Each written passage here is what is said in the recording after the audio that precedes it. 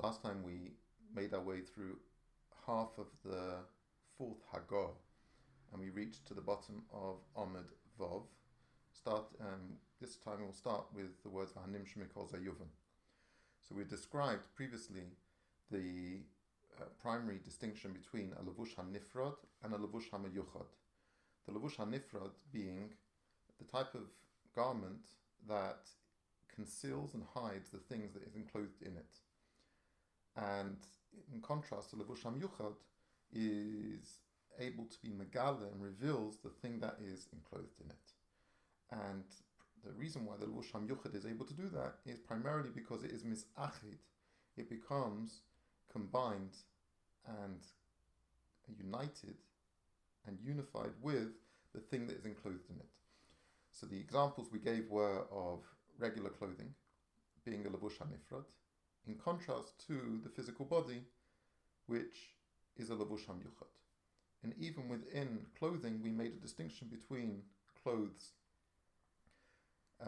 ordinary clothes, and things like jewelry, which, although not entirely attached with the thing that wears them, the person that wears them, nevertheless they have the qualities, so to speak, of a levush hamayuchad, in that they reveal the person wearing them rather than just concealing them.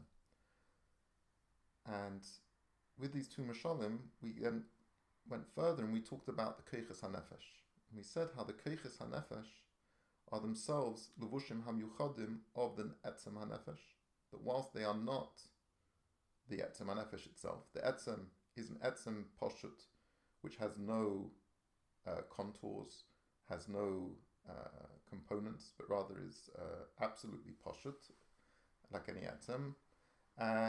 Nevertheless, the etzem does have koiches, and these koiches are levushim yuchadim.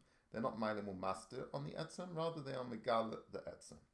So that is where we got to in the first half of the hagaha, and we now continue with the second half. V'hanim shemikol zayuvan l'mayla, and from all of this we can understand the nimshal of what we've discussed, how it is l'mayla, and the nimshal of the eser keiches hanefesh being levushim yuchadim of the etzem hanefesh. He said the eser spheres atzilus, that these eser spheres of atzilus are also levushim hamyuchadim of the eir. The Oma antwort apikas asati kunim the karina lahain eser spheres, like it says in the pasuk Leo that we're explaining, that you brought forth 10 things which we call tikkunim, 10 things which are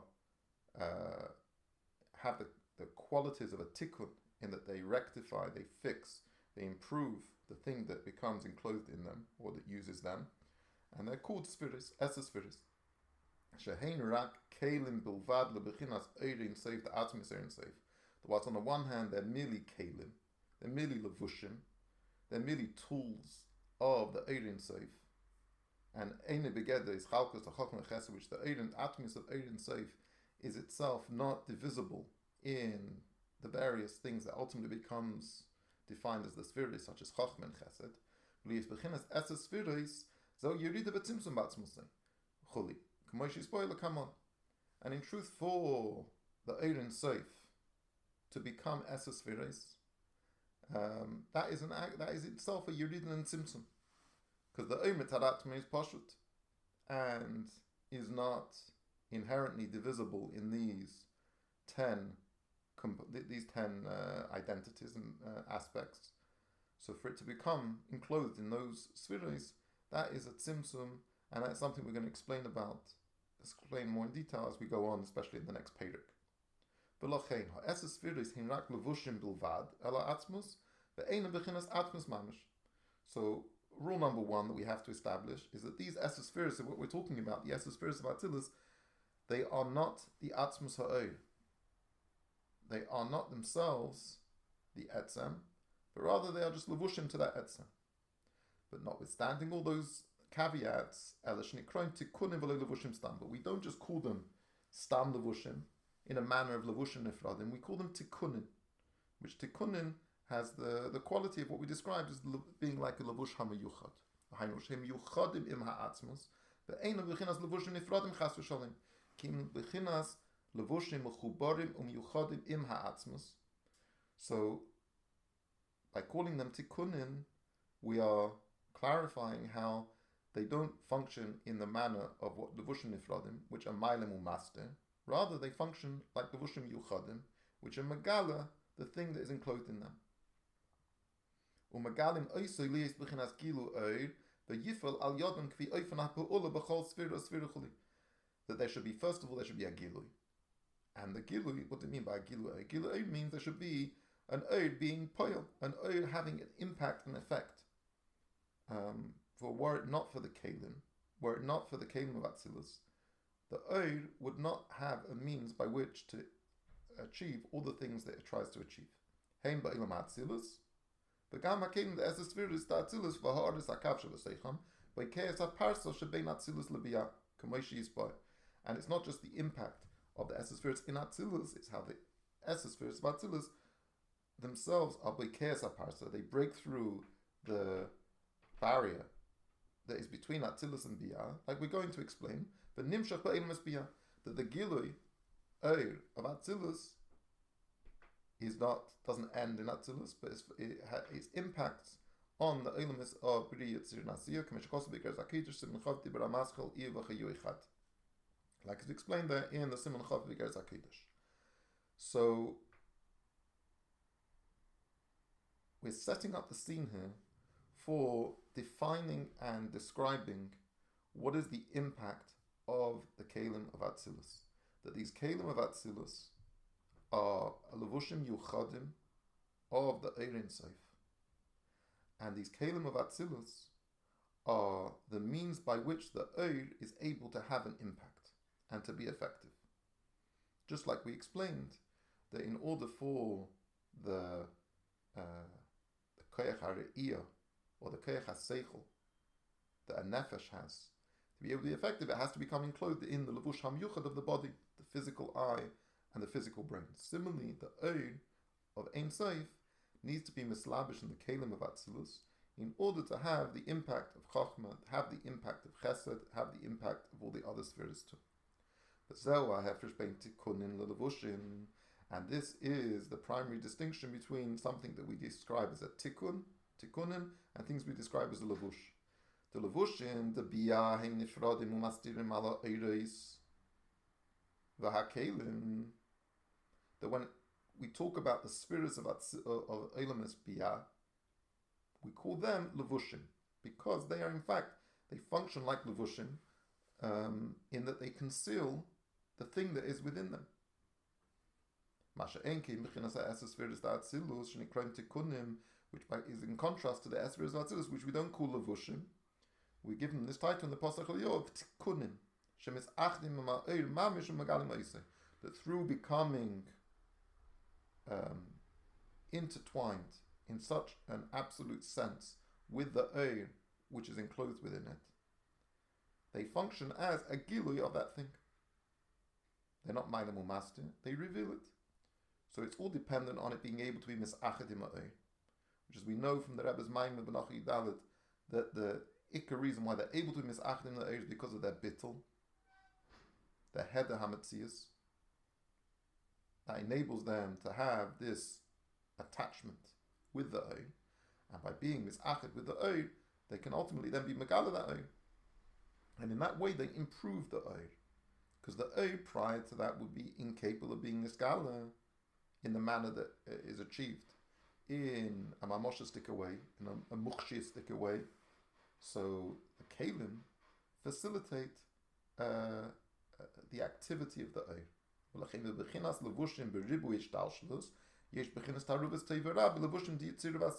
When we talk about levushim in the manner of Eilamis Biyah,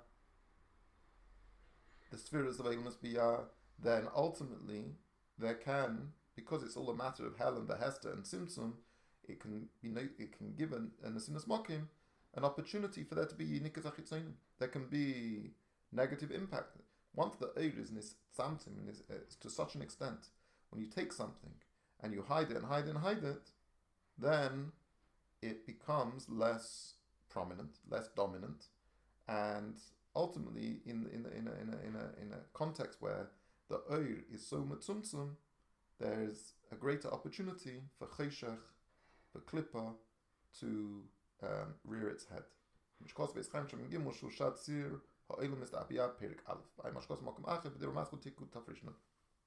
Okay. Two Makeiris, one is Chaim, and one in the Rebbe Shab's own Maimah from Tishrei Tofishnan.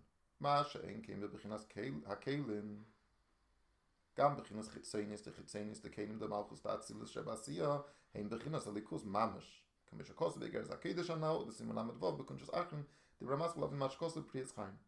Which is not the case when we're talking about the Kelim of Atzilus, which we call Tikkun. There, it doesn't matter, even the most chitzonistic madrega, the furthest madrega in the process of ishtalshlus of Olam HaAtzilus, calls man is in Olam HaAtzilus, is bechinas elikus mamish. We call the Kelim of Atzilus also elikus, like we know famously from the Igeres HaKedush in Chav, and this is going to be a key feature, understanding the elikus of the Kelim of Atzilus is going to be a main focus of this Maimah and the Hagois. And this is primarily because why?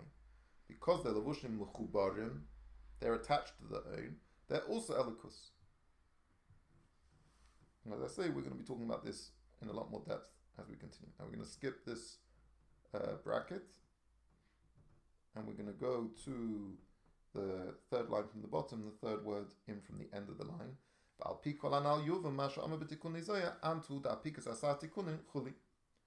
according to this that we've said above, we can now understand why it says in the Tikkunei Zaya such a lashon that you brought forth 10 tikkunin. The tikkunin is an appropriate way of describing the Esser Spheres of Atzilus, because they are miyuchadim with the oir, and they are megala the oir. Just like a tikkun, just like a tachshit, just like something that is improved. And so the term tikkun, in its meaning in the sense of a tachshit, gives that indication. Also tikkun in the sense of being an enhancement, an improvement, and a correction.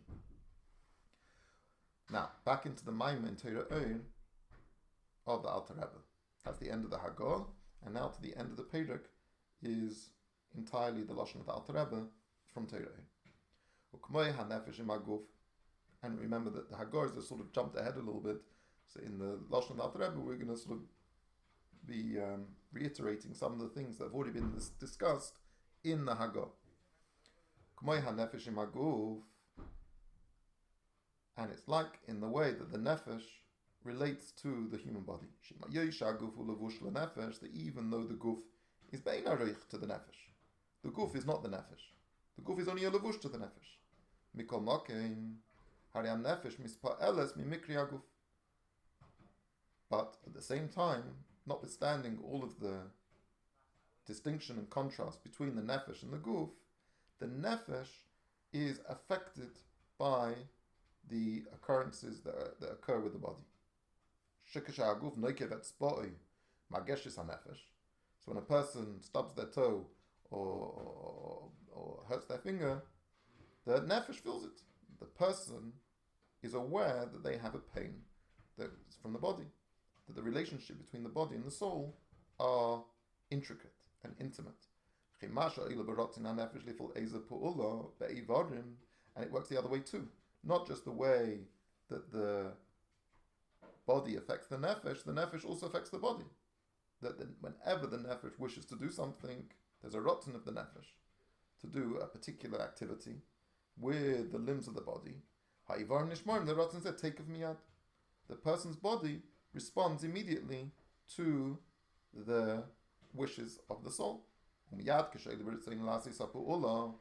So as soon as a person wishes to do any particular activity, for example, a person wants to go somewhere and they need to use their legs to get there,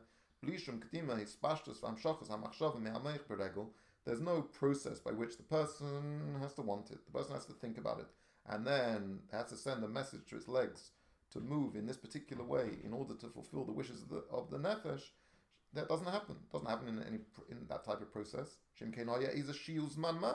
in which case there would be this time lapse or a lag from the time the person wants to do something to when they can do it. Right? And there isn't any lag. Afilu rega, even for a moment. But rather immediately, as soon as he wishes to do that activity, there's a response from the body. And the reason for this instantaneous response is because of the way that the guf and the nefesh are completely misachid with each other. And the nefesh impacts the body in an immediate way according to its will. As if the body was the same thing as the soul. Even though the body is bein arich to the nefesh, it's only a levush nefesh. Nevertheless, it becomes so misachid, so intertwined, and so indistinguishable from the nefesh that when the nefesh wants to do something, the body responds as if it's the same thing. So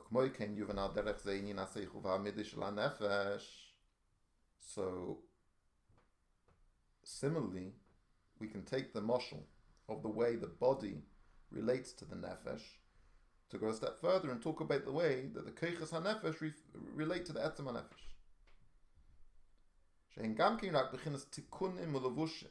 That they are on the one hand merely levushim. They're not the nefesh itself. Etzem hanefesh is above and beyond any notions of hischalkus, of division, of these keiches hanefesh. And for the nefesh to have this type of personality associated with seichel midis, they're merely tikkunim levushim. But at the same time, the nefesh mistakenes and mislabeshes behem. The nefesh becomes adorned by becoming enclosed in them, becomes improved and fixed. Because it's the means by which a nefesh, by being enclosed in these keiches hanefesh, is able to have an impact, just like an axe in the hand of a woodchopper. If the nefesh wants to have love something, it has to have a midas ha'ava. If it wants to understand something, it has to have a chachma. All of this and all the other aspects keiches hanefesh, all of this is just the activity of the soul, vispashtusa, and its expansion. It's all about its relationship with things external to itself. But the nefesh in itself, the way it is an atzmi, is above and beyond any of these distinctions. Because seichel and middays are things that change. They experience change. When it comes to the person's emotions, there's a situation where the emotions can be in a state what we call katnus, and sometimes it can be in a state called gadlus. They can be immature and they can be mature. A child will appreciate and desire things that are of inferior value and worth. An immature desire. And the same thing applies to intellect, that a person's intellect is improved over years as a person gets older. This could not be applied to the etzem hanefesh. She ain't a balishnuim klal, because it's not in a state of change. Something to be in a state of change is only when it's not an atzmi, as we've explained many times. An atzmi is the way something is in itself, in relation to itself, not in relation to anything else. And that pshitus means that it doesn't experience change.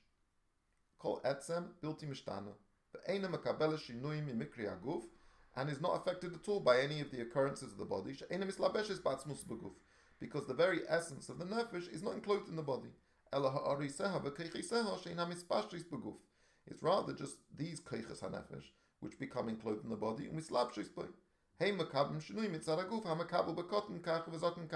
when it comes to there's three components here. We've described how the guf is a levusham yuchad to the keiches hanefesh, and the keiches hanefesh are a levusham yuchad to the etzem hanefesh, but these koiches hanefesh are in a sense a mamutza. They stand between the etzem hanefesh and the guf. So all of the changes that happen in a person's body as they grow, and the capacity that they have for various different things, emotions and feelings and intellectual capabilities, which develop as a person goes through adolescence and puberty and as they get older and older, and life experience changes the way that they experience things. All of that affects the keiches hanefesh. So there's a greater gilui of the keiches hanefesh in that limb of the body under those circumstances. But that doesn't affect the etzem, because the etzem is higher and beyond, above and beyond all those things. So the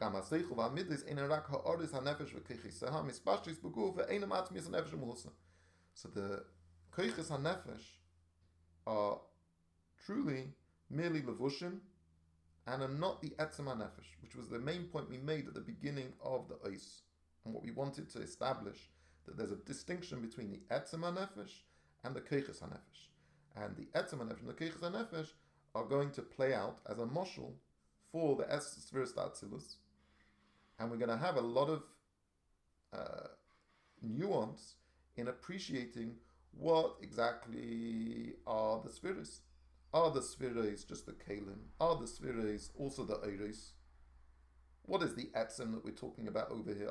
Is the Ei the Etzem? Are we talking about Kesser? Are we talking about an Ei which is the Maila Mi'atzilus?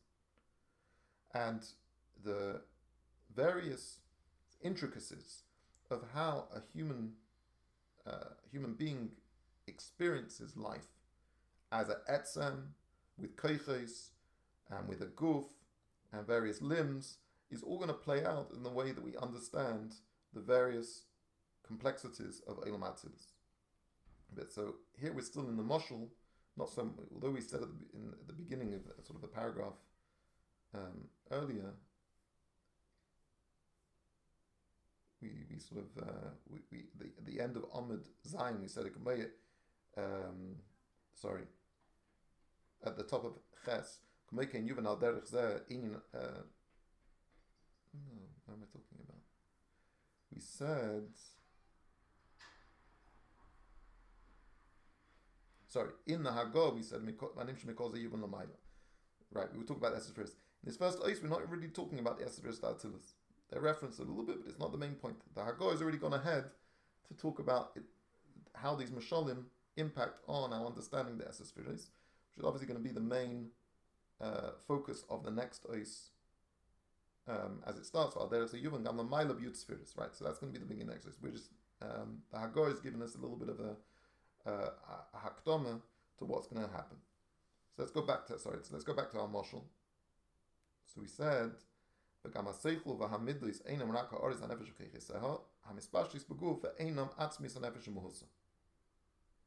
these personalities, these characteristics that a person has of seichel and midlis, we have to understand, are merely giluyim of the nefesh. They're expressions of the nefesh. They're reflections of the nefesh, but they are not the nefesh itself. Kol zman something is a gilui, is intended for the sake of a zulas, then it's not the etzem, because an etzem is above and beyond any shaykhs to a zulas. That's what defines an etzem, a thing in itself, not the way the thing is in relation to anything else. So the koiches are the way the thing is in relation to other things, whereas the etzem is the way the thing is into itself. So we have that clear distinction. But the nefesh is active through these koiches. So that's going to be a major thing that we need to understand. How can it be above and beyond any of these categories and yet still be poiled through them? What is the nature of that pu'ula, of that relationship? But they're not just mere tools like you would expect from a levushim nifradim, coming machshava debu maisa. Shehina arus v'keiches hamalbishim mamis nefesh coming levushim mechase, because the keiches of machshava debu maisa are mamish levushim. They really do conceal and hide the thing that's enclosed in that. It's a seichel and midas that comes into the machshava, and then the dibu, and then the maisa itself. It's not nikka from the maisa that has anything to do with the person who's done the pu'ula. It's completely mailim master on the poyel ha'pu'ula. Aval ha'seichel v'ha'midlis, when it comes to seichel and midlis, it's nikka. You don't, when someone expresses their seichel, or someone like when they express it, but the way a person thinks or understands things, the way a person feels, is very distinctive of who they are. It's their characteristics, it's their personality. It's an identifier of who they are. So because they are a reflection of the etzem. The einam levushim mamish, but they're not mailam u'masti like a real levush. Ela tikunim. We call them tikunim. She'atzmusa mistakenes u'misnaya behem. The person wearing them becomes enhanced and improved and beautified by them. K'metikun atachshit, just like an item of jewelry. Shu'ama yafes ha'adam shemiskashet by misnaya, where a person's beauty is enhanced by wearing this item of jewelry. The nefesh is enhanced by its expression in the keiches hanefesh. And that is the conclusion of the way the moshel of the nefesh is understood in the Maimah. And through the Hagoyos, we've already had an indication of how this is going to translate over into the keiches, the spheres of Atzilus. And that's going to be the main focus of the next ois, where we have much longer, like the majority of the whole sefer with all the Hagoyos is on ois base. And we have extensive discussions about the Eiros and Kelim of Atzilus, and that will be, Be'ezus Hashem, for next time.